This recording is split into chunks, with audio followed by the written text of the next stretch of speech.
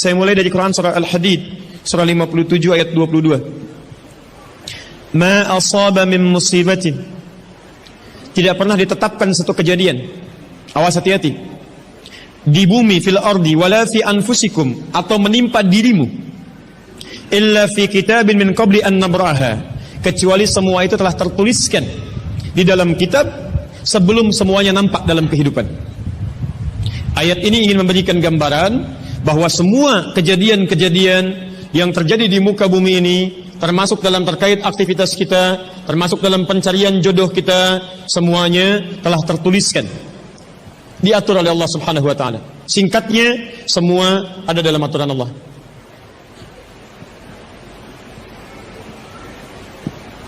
Fokus. Lihat, Allah telah mengatur si fulan hidup sekian, meninggal sekian, rizkinya sekian, jodohnya akan mendapatkan sekian. Sebagian tidak bisa diikhtiarkan seperti ajal nggak ada ikhtiarnya. Anda tidak bisa ikhtiar untuk bisa menunda atau mempercepat ajal, langsung nggak bisa diintervensi. Sebagian ada yang harus diikhtiarkan, hukumnya sudah ada, cuman kita tidak tahu bagaimana dengan takdir yang telah Allah tetapkan. Maka untuk mendapatinya, maka ikhtiar kita untuk meraihnya. Maka ada sesuatu yang ditempuhnya dengan cara ikhtiar. Tayyib. Di antaranya ini jodoh. Masya Allah. Allah telah tetapkan jodoh kita, diatur oleh Allah. Ini yang terbaik untuk kehidupan kamu. Tapi Allah merahasiakan kepada kita siapa jodoh yang dimaksudkan. Maka kita berikhtiar, yang dengan ikhtiar itu ada pahala didapatkan. Saya ulang, ada pahala didapatkan, ada kenikmatan dalam mencarinya. Bayangkan kalau kemudian nikah aja tiba-tiba tanpa ada pencarian. Antum gak akan pernah merasakan bagaimana nikmatnya ta'aruf, bagaimana nikmatnya mengenal, bagaimana mencari, bagaimana pahala bersabar, bagaimana nikmatnya berdoa, bagaimana istikharah dalam menentukan jodoh kita. Itu semua menghasilkan pahala dalam kehidupan kita. Maka yang pertama, lihat ketentuan Allah yang pertama, apapun ikhtiar yang telah Anda tempuh, maka semua ikhtiar ini tetap tidak akan keluar dari aturan Allah Subhanahu wa taala. Jadi kalau antum tadi sudah menunggu selama 4 tahun tanpa komunikasi, Masya Allah, sudah siap melamar, tiba-tiba Masya Allah dibalap oleh orang lain, kalah. Fokus. Maka bagaimana cara memahaminya? Perhatikan, ikhtiar yang Allah tetapkan dalam aturan yang dibuat tadi boleh jadi tidak harus selalu menyampaikan kita pada tujuan yang kita inginkan. Karena aturan Allah itu ketika ditetapkan akan bersanding dengan maslahat bagi kehidupan kita yang menjalaninya. Ingat ini ya, ingat. Aturan Allah ketika menetapkan, fulan rezeki kamu sekian, fulan fisik kamu begini, fulan jodoh kamu si fulanah. Ketika Anda menempuhnya dengan ikhtiar, tidak harus kemudian Anda meraihnya sesuai dengan keinginan Anda. Contoh, maaf, Anda ingin misalnya sekolahnya ke ITB. Anda ikhtiar juara satu. Begitu tes di ITB tidak lulus, lulusnya ke IAIN. Misal harap-harap ke ITB, masuknya ke IAIN. Harap-harap ke ITB, masuknya ke UNPAD. Ketika Allah kemudian menakdirkan Anda, misal keinginan Anda ke UNPAD, keinginan Anda ke ITB, tapi kemudian tiba-tiba beloknya ke UNPAD, bagaimana memahaminya? Perhatikan, kadang jalan kehidupan yang telah Allah tetapkan bukan harus menentukan hasil sesuai dengan yang Anda inginkan, tapi Allah menetapkan sesuai dengan apa yang Anda butuhkan. Anda ingin ke ITB, tapi apa yang Anda dapatkan di ITB bukan maslahat buat kebutuhan Anda. Maka dibelokkan oleh Allah ke UNPAD supaya Anda mendapatkan apa yang Anda butuhkan dalam kehidupan Anda. Karena Allah mengabulkan apa yang Anda butuhkan, bukan apa yang Anda inginkan. Saya ulang, Allah mengabulkan hanya apa yang Anda butuhkan, bukan apa yang Anda inginkan. Ada 3 jenis cara pengabulannya. 1. Jika kebutuhan Anda sesuai dengan maslahat kehidupan Anda meminta. Maka jika keinginan Anda dalam permintaan sesuai dengan kebutuhan Anda, maka segera dikabulkan. 2. Ada yang ketika Anda memohon, Anda belum sanggup untuk mendapatinya. Nanti ketika Anda mulai sanggup, disitulah kemudian Allah berikan. Antum punya anak 5 tahun. Antum kaya, punya banyak uang, kemudian anak itu minta dibelikan motor. Dibelikan nggak? Uangnya ada, motornya siap dibeli. Anak baru 5 tahun, minta dibelikan motor, dibelikan nggak? Kenapa? Karena dia belum sanggup menggunakannya. Tapi Anda sampaikan, nah, papa punya uang, papa siapkan ya. Nanti ketika sanggup baru saya berikan. Demikian ketika Anda meminta kepada Allah Subhanahu wa taala dan memohon. Maaf, Anda mohon, belum dikabulkan juga. Boleh jadi bukan Allah belum mengabulkan, tapi Anda belum siap untuk menerimanya.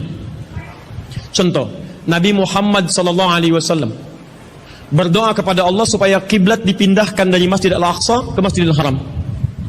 Kapan berdoanya? Sejak di Mekah. Kapan dikabulkan? Saat ke Madinah. Kurang lebih 3 tahun baru dikabulkan. Quran surah kedua Al-Baqarah ayat 144, paling kiri sebelah bawah. Qad nara taqalluba wajhika fis sama' falanuwalliyannaka qiblatan taradaha fawalli wajhaka syatral masjidil haram. Muhammad, kami perhatikan engkau senantiasa menengadahkan wajahmu ke langit memohon, meminta. Lihat, maka mulai hari ini kami kabulkan doamu. Mulai palingkan kiblatnya dari Masjidil Aqsa ke arah Al-Masjidil Haram. Berapa lama Nabi berdoa? 3 tahun. Nabi Muhammad SAW berdoa 3 tahun baru dikabulkan oleh Allah. Kenapa baru dikabulkan? Karena pengalihan kiblat baru sesuai dengan kebutuhan umat Islam pada saat itu setelah 3 tahun. Nabi Ayub alaihissalam, antum kenal Nabi Ayub? Kenal di mana? Kadang-kadang kenal Nabi Ayub. Luar biasa. Tadi malam di Dumai ada yang kenal Korun.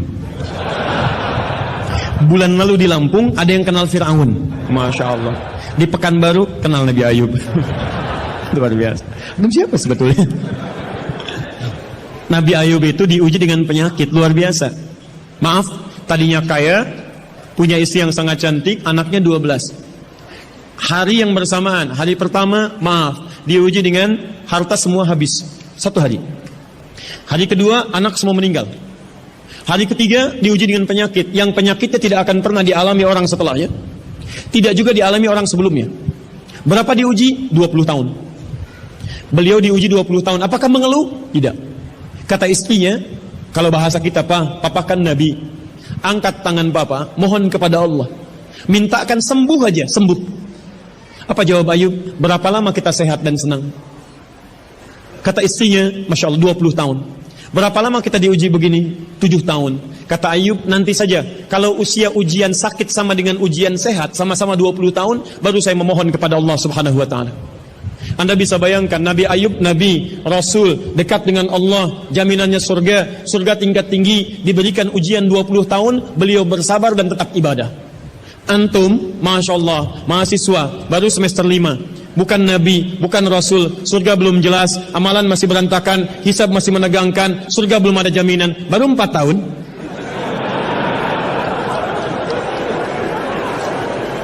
Itu yang terbaik buat antum. Yang terbaik. Jadi bukan berarti ketika Anda tidak mendapatkan dia, dunia hilang untuk Anda. Tidak. Banyak boleh jadi itu hanya titian ajaran dari Allah supaya Anda merasakan bagaimana nikmatnya ta'aruf. Supaya Anda belajar bagaimana mencari yang lebih baik lagi. Lihat kalimatnya, Quran surah ke-24 ayat 26. At-tayyibatu lit-tayyibin wat-tayyibuna lit-tayyibat al-khabithatu lil-khabithin sebelumnya wal khabithuna lil-khabithat. Yang baik akan ketemu yang baik lagi, yang kurang baik bertemu dengan yang kurang baik lagi. Menurut Anda, dia yang terbaik untuk Anda. Menurut Allah, dia bukan yang terbaik untuk Anda. Yang untuk Anda, ada yang lebih baik lagi. Anda mau menghafal Quran, Anda mau menghafal hadis, maka Allah akan kirimkan kepada Anda yang bisa menjaga Quran dan hadis Anda. Kalau dengan 4 tahun belum bisa menjadikan Anda mendapatkan yang terbaik, tunggu. Karena yang terbaik itu lebih daripada yang mulia akan mendapatkan masa yang cukup panjang. Al-Bukhari menulis hadis 16 tahun, kitabnya abadi. Orang menulis kitab 16 hari belum tentu abadi. Jadi ketika Anda diminta menunggu dalam masa yang cukup lama, sebetulnya bukan masanya yang ditunggu, tapi di balik penungguan itu bukankah di situ ada pahala? Tadi Anda katakan Anda rajin berdoa, bukankah di doa itu ada pahalanya?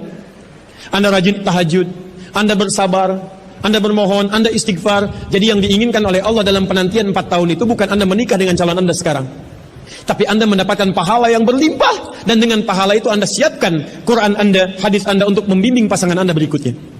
Paham sampai sini? Baik, alhamdulillah. Jadi nggak usah kecewa ya, nggak usah kecewa. Baik, yang kedua, lihat kaidahnya supaya kita bisa sabar, ya, supaya bisa sabar. 2, Quran surah kedua ayat 286.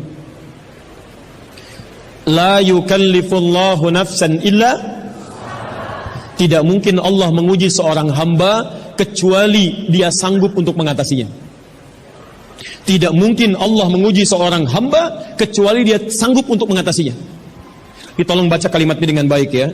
Kalau Anda sedang punya masalah, Seberat apapun itu, yakinkan kata Al-Quran, tidak mungkin masalah ini diujikan kepada Anda kecuali Anda sanggup. Jadi kalau Anda tidak sanggup, mustahil ujian ini dititipkan kepada Anda. Jadi kalau Anda sekarang misal sedang punya ujian seberat apapun, itu tandanya cuman Anda yang sanggup, yang lain tidak sanggup. Makanya tidak diujikan kepada pemuda lain, cuman Anda, karena Anda yang sanggup menanggung bebannya. Orang lain mungkin sudah naik ke atas atap tuh, loncat, tidak. Anda tidak.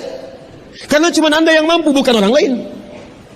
Ketika Anda mengatakan, ya Allah, kenapa mesti saya yang diuji? Kenapa mesti saya mengalami? Why me? Kata Allah, why not? Kenapa tidak? Cuman kamu yang mampu, kamu yang harus dapatkan pahalanya, yang lain tidak. Cuman Anda yang jadi pemuda yang kuat, yang lain belum tentu. Tapi nggak usah terlampau bangga, langsung pulang dari sini bikin status. Memang cuman saya yang mampu. Masya Allah. Pekerjaan. Ya. Yang ketiga, tetap ikhtiar. Quran surah 49 ayat ke-13. Jadi jangan sampai, maaf, ya, peluang Anda tidak mendapatkan yang tadi Anda telah harapkan, menjadikan Anda putus dalam berikhtiar. Cari, masih banyak perempuan semuka bumi. Masa tidak ada yang cocok untuk Anda? Lihat, ya ayuhan nasu inna khalaqnakum min dzakarin wa unsha wa untha wa ja'alnakum syu'uban wa qabail lita'arafu. Hei manusia, kami ciptakan engkau laki-laki, ada perempuan jodohmu. Dan kami pisahkan berbeda-beda daerah. Ya, lihat syu'ub, beda daerah, RT, RW, lurah, kecamatan, kabupaten sampai sedunia. Kalau enggak ketemu di satu RT, cari satu RW ya. Yang nanya tadi. Kalau tidak ada satu RW, cari satu kampung. Masa enggak ada yang ketemu? Boleh menikah dengan perempuan sekampung? Tidak. Masa sekampung mau dinikahi? Tidak. Batas paling maksimal 4. Sekampung tidak pilih satu dari sekampung. Sekampung mau dinikahi, Masya Allah. Silahkan cari, ya. Anda tadi masih kuliah, kan? Silahkan cari. Barangkali ketemu di kampus, ya. Boleh menikah dengan seorang anak yang sedang kuliah? Tidak sedang kuliah, masa dinikahi? Pulang dulu dari situ, ya. Pulang dari kampus, baik-baik di rumah, baru nikah. Ini di kampus mau dinikahi. Ya. Cari, silahkan. Nggak ketemu misalnya, mohon maaf, ya, satu kecamatan, kabupaten. Gak ketemu, beda provinsi. Anda orang Riau, mungkin jodoh Anda ada di Jawa. Cari, ta'aruf. Gak ada di Jawa, ada di Sumatera. Gak ada Sumatera, ada di Papua. Luas. Indonesia terbentang 5.200.000 kilometer persegi. Luasnya. Kata Ahmad Mansur Surya Negara, pakar sejarah, dalam bukunya Api Sejarah, halaman ke-19, paragraf yang kedua, baris 1 sampai 3, paling kanan sebelah atas. Luas Indonesia itu daratnya 2 juta kilometer persegi, lautnya 3.200.000 kilometer persegi. Daratan dan lautan, Masya Allah, 5.200.000 kilometer persegi. Masa nggak ketemu? Pulaunya 13.677 pulau. Itu belum termasuk Pulau Gadung dan Pulau Gebang. Ada semua. Nggak ada di Asia Tenggara, nggak ada Asia Tenggara di Asia, nggak ada Asia Amerika, nggak ada Amerika di Eropa, nggak ada Eropa di Afrika. Masa nggak ada yang cocok? Kalau tidak ada, mungkin antum ahli surga. Karena itu pun jodoh antum pun bidadari surga.